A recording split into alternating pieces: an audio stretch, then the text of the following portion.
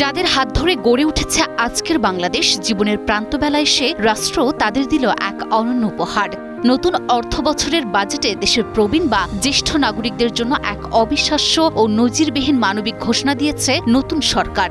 এখন থেকে ৬৫ বছরের বেশি বয়সী কোনো নাগরিককে দেশের কোনো ট্রেনে চড়তে ১ টাকাও ভাড়া দিতে হবে না।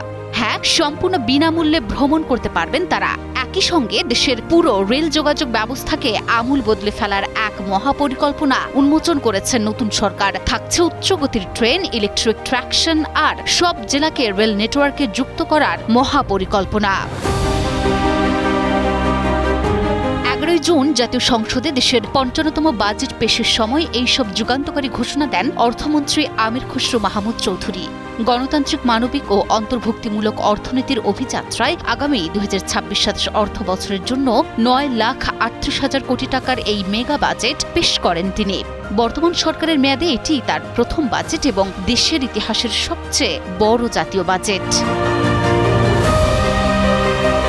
প্রস্তাবিত বাজেটের ঘোষণা অনুযায়ী ৬৫ বছর বা তার বেশি বয়সী যে কোনো বাংলাদেশি নাগরিক সম্পূর্ণ বিনামূল্যে ট্রেন ভ্রমণের সুযোগ পাবেন। পাশাপাশি ঢাকার মেট্রো রেলে যাতায়াতের ক্ষেত্রে সিনিয়র সিটিজেনরা টিকিট বা কার্ডের মূল্যের উপর পাবেন সরাসরি ২৫% ছাড়।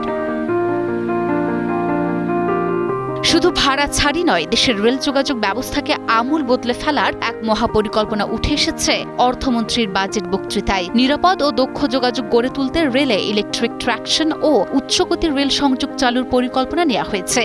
দেশের সব জেলাকে রেল নেটওয়ার্কের আওতায় আনা এবং সমুদ্র ও স্থল বন্দরগুলোর সঙ্গে রেল সংযোগ সম্প্রসারণের ঘোষণা দিয়েছেন অর্থমন্ত্রী।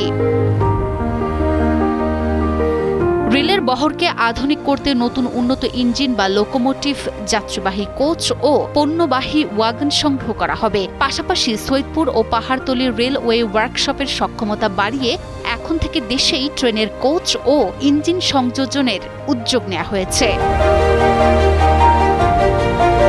জাতীয় সংসদের স্পিকার হাফিজ উদ্দিন আহমেদের সভাপতিত্বে এবং প্রধানমন্ত্রী তারেক রহমানের উপস্থিতিতে এই বাজেট প্রস্তাব উপস্থাপন করা হয়। নিয়ম অনুযায়ী সংসদে উপস্থাপনের আগে বাজেটটি মন্ত্রিসভায় অনুমোদিত হয় এবং পরে রাষ্ট্রপতি এতে সম্মতি দেন। মানবিক আর আধুনিকতার মিশেলে তৈরি এই নতুন বাজেট আগামী ১ জুলাই থেকে কার্যকর হতে যাচ্ছে।